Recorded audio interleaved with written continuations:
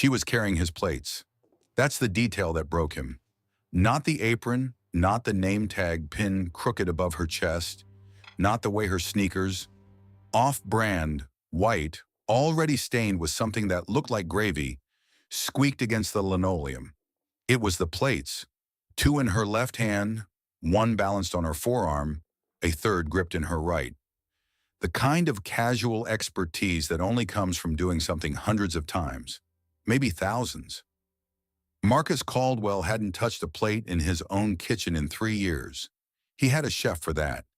He had a housekeeper who loaded the dishwasher and a weekend assistant who set the table when investors came for dinner at his Lake Norman estate.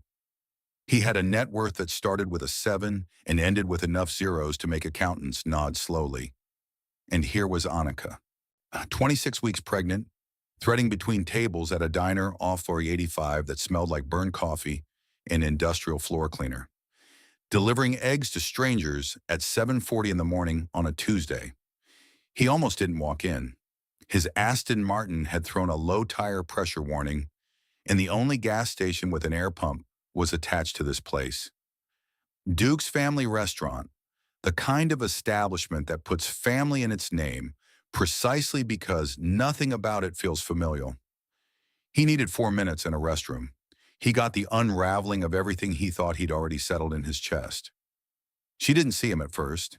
He stood near the register, where a plastic carousel of mints turned slowly under a flickering fluorescent light, and he watched her move. And here's what undid him. She was good at this. Not resigned. Not dragging. Anika had always been like that. Whatever the task, she located some private dignity in it and wore it like armor. When they were together, back when he was still sleeping in a one-bedroom in Greer Heights and driving a used Altima with a cracked windshield, she'd organized his first pitch deck on their kitchen table using colored sticky notes and a system so precise that the venture capital guy across the table had asked if he'd hired a consultant. He hadn't hired anyone. He'd loved someone. And that someone was now refilling a ketchup bottle by the window, one hand resting absently on the curve of her belly, and she was humming. He couldn't hear what, but he could see her lips moving, the way they always did when her mind was somewhere gentler than her body. Marcus didn't sit down. He didn't approach. He stood there with his car key fob pressing a cold rectangle into his palm, and he did something he hadn't done in 14 months. He felt the full weight of what he'd thrown away. The story of how Marcus Caldwell made his money is the kind people love to tell at conferences.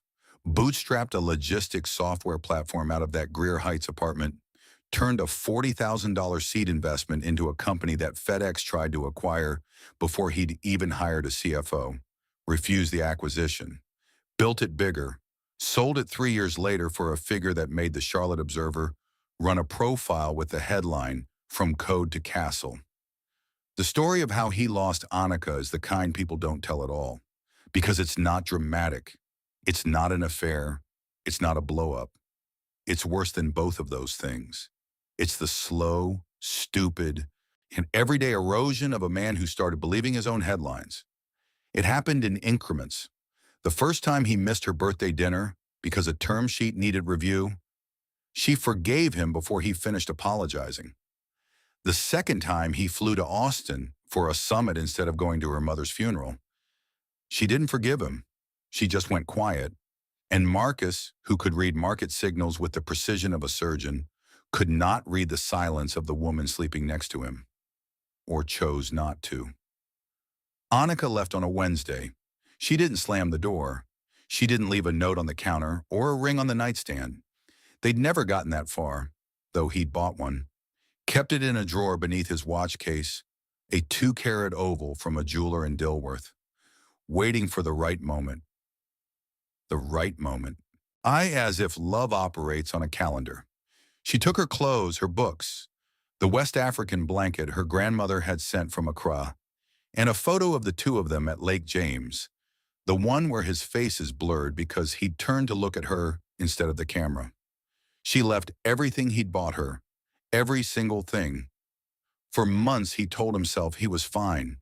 The company was scaling. He moved into the Lake Norman house. He dated, if you could call it that, a rotation of women who photographed well and expected nothing, which was convenient because nothing was exactly what he had to offer.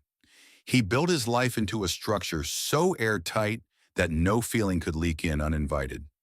Then Tuesday morning, Duke's family restaurant, the squeaking sneakers.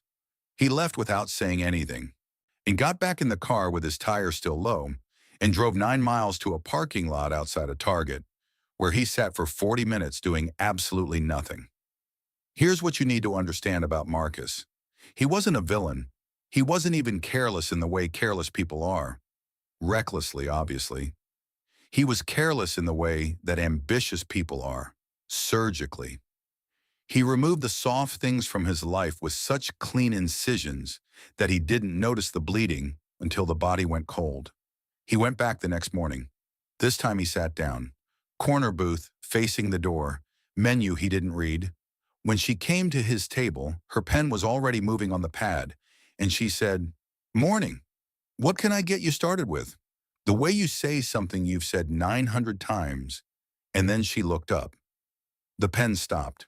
When her face didn't collapse, it didn't harden. It did something more devastating. It went completely still. The kind of stillness that only happens when someone is deciding in real time who they're going to be in the next 10 seconds. "Coffee," he said. "Because what else do you say?" She brought it black. She remembered. For 3 days he came back. Same booth. Coffee, then eggs, then whatever the special was. He tipped absurdly. The kind of tips that make a server suspicious rather than grateful. She didn't mention the tips. She didn't mention anything except his order. She was professional. Pristine even. And that pristine distance told him more than any argument could have. On the fourth day, she sat down across from him during her break. 15 minutes. She set a timer on her phone. A cracked Samsung with a case that had a faded sunflower on it. He stared at that case. Anika used to have the newest iPhone, upgraded every year, his account. Now a cracked Samsung with a sunflower. He wanted to buy her 100 phones. He knew that impulse was exactly the problem. "You can't keep doing this," she said. "Doing what?" "Sitting here like a stray. I'm a paying customer." Marcus, just his name, but the way she said it, 2 syllables carrying the entire weight of what they'd been, what he'd wasted, and the exhaustion of someone who'd already grieved a living person and didn't have the energy to do it again. "The baby," he started, "is not why you're here. Don't do that." She was right. The baby was a fact he'd learned about 3 days ago from a corner booth. And it had detonated inside him. But it wasn't the reason he kept coming back. He kept coming back because of the humming. Because she still hummed while she worked. Because despite everything, Anika hadn't let the world make her bitter. And that kind of resilience made him feel like a small, small man. Here's what I want to ask you. Genuinely, if you were Anika sitting across from the person who chose everything in the world over you, would you even give them the 15 minutes? Tell me in the comments, because I've been turning this over in my head and I don't have a clean answer. Anyway, she set that timer, and when it went off, she stood up and said something that landed like a brick dropped from a height. "I don't need you to save me, Marcus. I needed you to stay.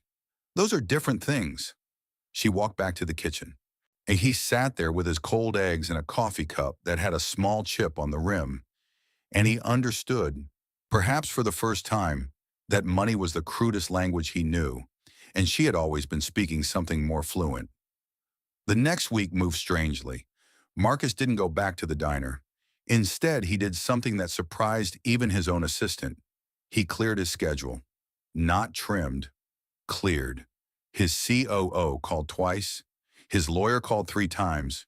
He let them all ring through to voicemail and sat in his home office staring at a framed photo of his mother, who had died when he was 19. She'd been a waitress too. 31 years at a place called Mabel's outside Fayetteville.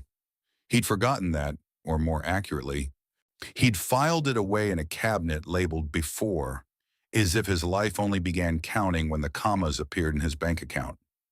His mother used to say something that he dismissed as sentimental. The people who stay when staying is hard, those are your real ones. Everyone else is just visiting. Anika had stayed through the Greer Heights apartment, through the months when he ate ramen because every dollar went into server costs. Through the night he cried in the shower because an investor had called his platform cute, a word designed to diminish, and it had worked. She'd sat outside the bathroom door and slid a piece of paper underneath it. On it, she'd written, "Cute things grow teeth." He'd framed that piece of paper. It was still on his office wall, right next to the Forbes feature, the cruelty of it. And he'd kept the artifact and discarded the artist. He started writing her a letter. Threw it away. Started another. Threw that away too. Every version sounded like a pitch deck. Problem, solution, projected outcomes. He didn't know how to speak to her without framing it as a transaction, and that realization alone was worth more than every therapy session he'd never attended. On a Thursday afternoon, he drove not to the diner, but to the address he'd found. He'd had to find it, and the fact that he didn't already know where she lived was its own indictment. A second-floor apartment in a complex off Beatty's Ford Road. The stairwell smelled like laundry detergent and someone's curry. The doormat said "welcome" in letters that were half peeled away. He knocked. She opened the door wearing an oversized Spellman sweatshirt and socks with tiny avocados on them. And even now, even exhausted, even guarded, she was the most disarming person he'd ever known. Not because of how she looked, because of how she stood. Square, both feet planted, like she'd already decided she could handle whatever came through that door. "I didn't come to save you," he said. "Okay, I came to tell you what I should have said a long time ago. You were never the soft thing I could afford to remove. You were the whole foundation, and I demolished you to build something that doesn't matter without you in it." Anika leaned against the doorframe. She didn't invite him in. She crossed her arms over her belly, not protectively, not dramatically, just the way pregnant women do when they're tired of standing. "No, that's a beautiful sentence, Marcus." "It's not a sentence. It's the truth." "Those aren't always the same thing." And there it was, the inversion, because Marcus had spent years believing that saying the right thing was the same as meaning it. He'd built a career on articulation, pitching, persuading, packaging language until it performed. But Anika lived in a world where words were cheap. She'd watched him promise to come home early 100 times. She'd heard "I love you" said over a phone in an airport while he was already boarding. She didn't need his words. She needed his hours, his boring, uncelebrated, uninstagrammable hours. "I'm not asking you to trust me," he said. "I'm asking you to let me earn it, not with money, not with gifts, with time." "And was showing up at the places that don't have my name on the building?" She looked at him for a long moment. The hallway was quiet except for the muffled sound of someone's television playing a game show. A contestant won something. Applause leaked through the walls. "The baby has a doctor's appointment on Friday," she said. 9:15, the clinic on LaSalle. That was all. She closed the door softly. Not a slam. Not an invitation. A test. A thread extended to see if he'd pull it or drop it. If stories like this, the ones that sit in your chest a little longer than you expected, are the kind of thing you want more of, hit subscribe. This is what we do here at Empire Stories TV. We tell the ones that matter. Now, Friday morning, he was there at 8:50, not 8:55, not 9, 8:50. He sat in the waiting room on a chair upholstered in faded blue fabric, surrounded by pamphlets about folic acid and gestational diabetes, and he was the only man in a suit. He took off his jacket, rolled up his sleeves.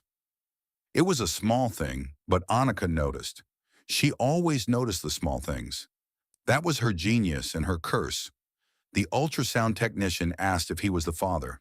He looked at Anika. She paused, then nodded. The technician squeezed gel on the wand and pressed it to Anika's belly, and the screen filled with gray static that slowly organized itself into a shape. A profile. a nose, a hand, 5 fingers, each one a minor miracle of biological engineering. Marcus didn't cry. He did something stranger. He laughed. A short, startled laugh, like someone who just walked into a surprise party they'd forgotten they were missing. "She has your forehead," the technician said casually. She, a daughter. He looked at Anika. She was already looking at him, and in that look was something he hadn't seen in years. Not forgiveness, not love, not even warmth. Possibility. The most frightening and generous thing one person can offer another. The acknowledgement that the story isn't over, that the draft can be revised. He didn't move in. He didn't buy her a house. He didn't do any of the things that money makes easy and therefore meaningless. He showed up on Fridays for the appointments. He brought groceries, not elaborate ones, just the things she actually ate. Plantains, coconut milk, the specific brand of ginger tea that came in the yellow box. He knew these things because he'd once paid attention. Back before paying attention seemed like something he could outsource. He assembled the crib she'd bought secondhand from a woman on Facebook Marketplace. It took him 4 hours because he refused to look at the instructions. And when Anika finally handed him the manual, she was laughing, genuinely laughing, for the first time in his presence in over a year. The sound of it rearranged something in his rib cage. 3 months later, their daughter was born, Nana Ama, named after Anika's grandmother in Accra. 7 pounds, 4 ounces. She arrived at 2 in the morning, and Marcus was there. Not in a hallway, not on a phone, not on his way. In the room, holding Anika's hand with both of his, and his grip was so tight that later she showed him the marks and said, "Hi, I think you were more scared than me." He was. Not of fatherhood, of himself, of the version of him that might slip back into the patterns that felt productive and looked successful and left everyone who loved him standing in an empty kitchen at 9 p.m., wondering when he became a stranger. He sold the Lake Norman house. That detail matters, not because the money mattered, though he donated the difference to a maternal health clinic in West Charlotte, but because the house was the symbol, the castle from the headline, the proof he'd built something. He traded it for a 4-bedroom in Biddleville, 10 minutes from Anika's apartment, on a street where people sat on their porches in the evening and knew each other's names. He didn't ask Anika to move in. She didn't for 8 more months. When she finally did, she brought the same things she'd taken when she left. Her clothes, her books, the blanket from Accra, and the photo from Lake James. She set the photo on the mantel in the living room, and Marcus looked at it and saw what he hadn't seen before. He wasn't blurry because he'd turned to look at her. He was blurry because he'd been in motion, always in motion, and she had been still, steady, the fixed point he'd orbited without ever landing. He's landing now, imperfectly. Some weeks the old instincts surface, the phone buzzing at dinner, the pull toward the next deal, the seductive whisper that says rest is for people who haven't built enough yet. But now when that whisper comes, he looks at Nana Ama sleeping in the crook of Anika's arm, and he hears a different voice, his mother's. The people who stay when staying is hard. Old Anika didn't save him. Let's be very clear about that.